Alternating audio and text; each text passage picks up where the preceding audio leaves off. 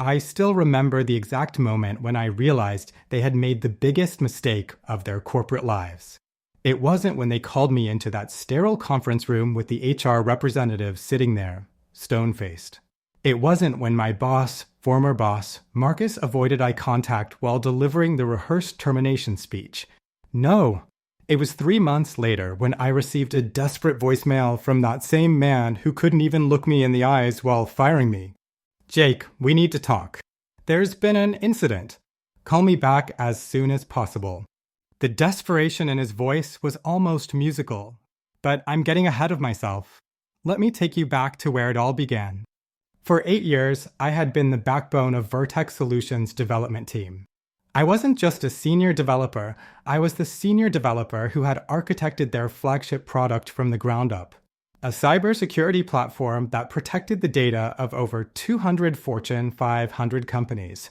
My code was elegant, robust, and most importantly, secure. I had built redundancies and safeguards that even my own team members sometimes didn't fully comprehend. Paranoid coding, they called it. I called it professional responsibility. Our offices occupied 3 floors of a gleaming downtown high-rise, all glass and chrome with those ergonomic chairs that cost more than my first car. My corner workspace faced east, catching the morning sun as I arrived early each day, usually the first one in. I had pictures of my wife Ellie and our 2 boys displayed proudly beside monitors where I spent more waking hours than I did at home. The company had once valued that dedication. The problems began when Vertex merged with NetGuard Technologies.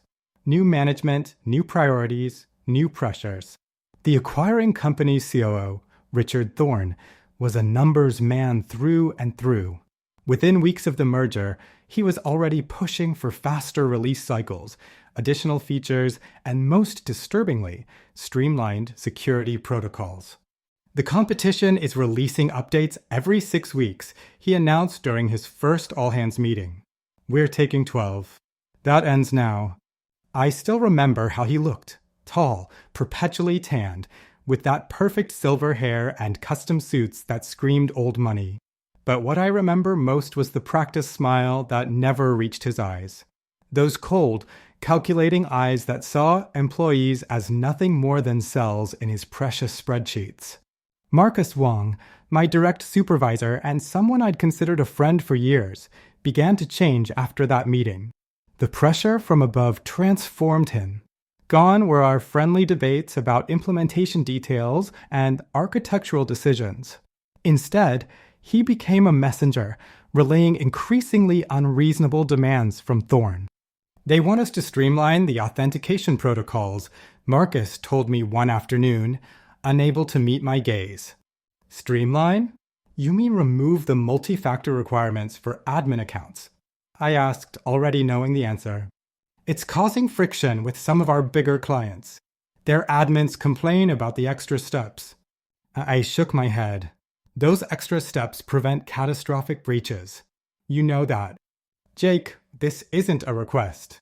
It's coming from Thorne directly. That conversation was the first of many. Each time, another security measure was deemed excessive or user-unfriendly. Each time, I pushed back with data, with case studies of breaches, with industry best practices. And each time, Marcus looked increasingly uncomfortable, caught between my technical expertise and Thorne's executive demands. The final straw came 3 months after the merger.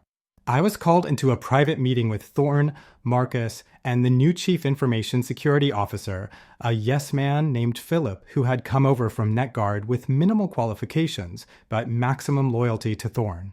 We're implementing a new development roadmap, Thorne announced, sliding a printed document across the conference table. It requires significant refactoring of the security core. I scanned the document, my stomach sinking with each bullet point. They wanted to centralize all authentication, remove encryption requirements for certain data categories, and, most alarmingly, create a master backdoor access for emergency support purposes. This isn't just cutting corners, I said, trying to keep my voice steady. This is deliberately introducing vulnerabilities into a system that protects sensitive data for hundreds of companies. Thorne's expression hardened. These are calculated business decisions to make our product more competitive. They're calculated violations of our contracts with clients who expect enterprise-grade security, I countered. Philip, the new CISO, cleared his throat. We've assessed the risks. They're minimal compared to the market advantages. I laughed. I couldn't help it. Did you assess the risk of a class action lawsuit when client data gets breached? Or the regulatory fines? Or the complete loss of market credibility? That's enough, Jake Marcus warned, but I was beyond warnings. I won't implement these changes, I stated flatly. They violate every principle of responsible security engineering. They violate my professional ethics. And frankly, they're likely illegal under several data protection regulations. The room fell silent. Thorne's practiced smile disappeared entirely. Your concerns are noted, he said icily. But this project is moving forward with or without your enthusiasm. Then it will be without me, I replied. 3 days later, I was sitting in that sterile conference room, being informed that my position was being eliminated due to restructuring after the merger. They offered a severance package contingent on signing an NDA about company practices. I declined. Marcus couldn't even look at me as security escorted me to my desk to collect my personal items. As I walked through the open office with my small box of possessions, I caught the eyes of my team. They knew. They all knew this wasn't a restructuring. This was a removal of an obstacle.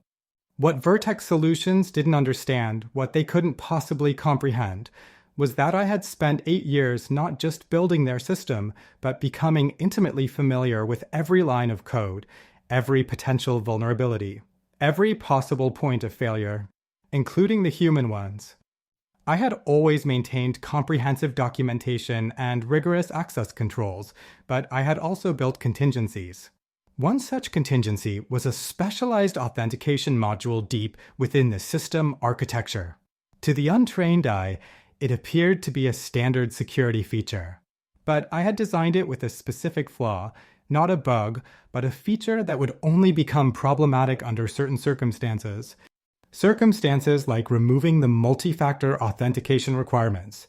If anyone modified the authentication system without understanding this module's dependencies, they would create a time-delayed vulnerability. The system would continue functioning normally for exactly 90 days, after which the authentication protocols would begin degrading in ways that would be nearly impossible to diagnose without intimate knowledge of my custom code. I didn't sabotage their system. I simply built it with such complexity and interdependency that tampering with its core security features would inevitably lead to failure. It was like removing a critical support beam from a bridge and expecting it not to collapse. I knew Thorne would push forward with his streamlined security measures. I knew my replacement would implement them without understanding the consequences. And I knew exactly when those consequences would manifest. In the 3 months after my termination, I was far from idle. I took 2 weeks to decompress, spending time with Ellie and our boys, hiking in the mountains where I could clear my head and plan my next steps. Then I reached out to Lisa Chin, a former colleague who had left Vertex a year earlier to work for Steadfast Ventures, a respected tech investment firm. They fired you? You were the backbone of that entire platform, Lisa said over coffee, genuine shock in her voice. They wanted to cut security corners. I refused. I explained simply. Lisa studied me for a moment. You know, my firm has been looking to invest in a next-generation security platform, something that addresses the gaps in current enterprise solutions. I smiled. Funny you should mention that. I've been working on some concepts. Over the next few weeks, I developed a comprehensive proposal for a new cybersecurity platform, one that would not only match Vertex's capabilities, but exceed them with truly innovative approaches to the very security challenges Thorne had dismissed as excessive. I incorporated emerging technologies that Vertex had been too conservative to explore. Most importantly, I designed it with an uncompromising commitment to security while maintaining a streamlined user experience. Lisa arranged a meeting with her firm's partners. By the end of that meeting, I had secured $2 million in seed funding for my new company, Ironcloud Security. I rented a modest office space and began recruiting. I didn't directly approach any current Vertex employees. That would have violated non-solicitation agreements, but word travels fast in the tech community. Within weeks, I received inquiries from 3 former teammates who had coincidentally decided to seek new opportunities. Then came the day, exactly 3 months after my termination, when Marcus left that desperate voicemail. I waited 24 hours before calling back. "Jake, thank you for returning my call," Marcus said, the relief palpable in his voice. "We've encountered some issues with the platform's authentication system. The tech team is struggling to resolve it." "That sounds concerning," I replied neutrally. "What kind of issues?" "Intermittent authentication failures, session terminations, admin credentials being rejected. It started small, but it's escalating. We've had 3 major clients experience breaches in the last week." I let the silence stretch for a moment before responding. "I'm sorry to hear that. Data breaches can be devastating for everyone involved." "Jake, I was hoping you might be willing to consult. Just temporarily, to help us identify and fix the issue. We'd make it worth your while, of course." I had anticipated this moment, rehearsed it in my mind many times. "I'm afraid I have other commitments now, Marcus. I've started my own company." Another long pause. "Perhaps we could work around your schedule? This is becoming an emergency situation. Thorn is even talking about bringing you back permanently." I nearly laughed at that. "Is he now? That would be quite a reversal from the restructuring narrative." Marcus sighed heavily. "Jake, we both know what really happened. I should have stood up for you. I'm sorry." His apology, while appreciated, was 3 months too late. "I'm genuinely sorry about the situation you're in, Marcus. But as I said, I've moved on. What if I arrange a meeting with Thorn? He's authorized me to offer whatever it takes." And there it was my opening. I suppose I could spare an hour to discuss possibilities. But to be clear, I'm not committing to anything. 2 days later, I walked back into Vertex Solutions offices for the first time since being escorted out. The reception area was exactly as I remembered it. Glossy marble floors, the company logo backlit on the wall, the same receptionist who now looked at me with surprised recognition. "Mr. Reynolds," she said, "they're expecting you in the executive conference room." The executive conference room, not the sterile one used for terminations. An upgrade that spoke volumes about my newfound leverage. Marcus met me at the elevator, looking like he hadn't slept properly in days. "Thank you for coming, Jake. You have no idea how much it means." I simply nodded and followed him to the conference room where Richard Thorn waited, his perfect posture and expensive suit unchanged, though I detected new lines of stress around his eyes. "Mr. Reynolds," he greeted me with forced cordiality. "Thank you for making time in your schedule." I took a seat across from him. "I understand you're experiencing some technical difficulties." For the next 20 minutes, Marcus and a senior developer named Amy detailed the cascading failures in the system. Authentication services degrading, seemingly random security exceptions being thrown, increasing numbers of client-side breaches. Their best people had been working around the clock, but couldn't identify the root cause.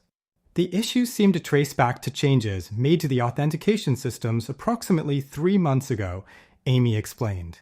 But we've reviewed those changes repeatedly and can't find anything obviously wrong. 3 months ago, I repeated thoughtfully, right after I left. Thorn shifted uncomfortably. Yes, we implemented some of the streamlining measures we had discussed. Removing multi-factor authentication and implementing the backdoor access? He nodded stiffly. "And I assume you've tried rolling back those changes?" "We can't," Amy admitted. "The system architecture won't allow it without potentially causing even more significant disruptions. We need to take the entire platform offline for days, maybe weeks." I nodded slowly, allowing the implications to sink in. Vertex couldn't afford downtime measured in hours, let alone days. Their clients relied on continuous protection. So I said finally, looking directly at Thorn, you need me to fix what I spent years building because you dismantled its core security features against my explicit warnings. His jaw tightened. What would it take to bring you on as a consultant to resolve this issue? I'm not interested in consulting, I stated flatly. Name your price, Thorn pressed. Whatever you're thinking, double it. I leaned forward. Mr. Thorn, you misunderstand. I'm not negotiating a consulting fee. I'm explaining that I have no interest in temporary contractual work with Vertex Solutions. His expression darkened. Then why did you agree to this meeting? Professional courtesy, and to make you aware of some relevant information. I removed a folder from my briefcase and placed it on the table. This is an overview of Ironcloud Security, my new company. We've developed a next-generation cybersecurity platform that addresses all the vulnerabilities you've introduced into your system. We secured $2 million in funding from Steadfast Ventures. You may recognize Lisa Chen as one of their partners. I believe she's to handle Vertex's account before the merger. Thorn's face paled slightly as he flipped through the documents. We're launching in 3 weeks, I continued. We've already scheduled demonstrations with 17 enterprise clients, including, I paused for effect, Meridian Financial, Global Health Systems, and TechCore Industries. All 3 were among Vertex's largest clients, all currently experiencing security issues due to the degrading authentication systems. Marcus looked physically ill. Jake, please. We can offer you a significant role here. CTO level with full authority over security protocols. I smiled politely. I appreciate the offer, but I'm already CTO of my own company, and CEO as well. Thorn's practiced calm finally cracked. This is about revenge, isn't it? You deliberately set us up to fail. I maintained perfect composure. No, Mr. Thorn. You set yourselves up to fail when you prioritized market speed over security integrity. When you fired the person who understood the system's architecture better than anyone else.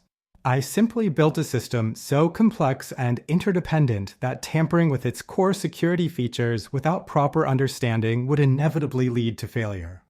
I stood, gathering my papers. If you're facing client breaches, I suggest you inform them immediately and implement proper incident response protocols. Anything less would compound your liability.